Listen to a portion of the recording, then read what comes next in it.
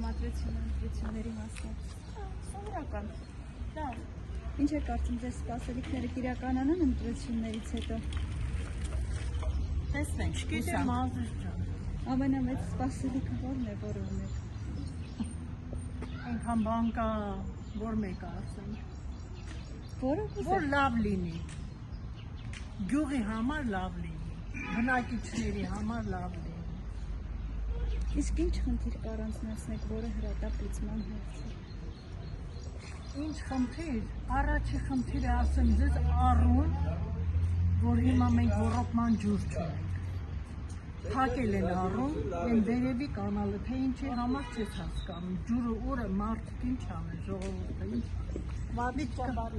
բարև։ Միտիկա հողամասա 2-3 հատ ծառնենք չենք կարող ջրենք։ Ինչի համար։ Այդ կենտրոնական փողոցա մեր փողոցը։ Մի հատ մեքենայի անցնում փոշու մեջ կորվում։ Իսկ այս ընտրություններից հետո ինչ եք կարծում։ Չգիտեմ ցավոք տանեն, չգիտեմ ինչ կանեն, կանեն թե չեն անեն։ Ամենից տեղեր են անում, որտեղ որ ղեկավարություն կա, սենց ասեմ։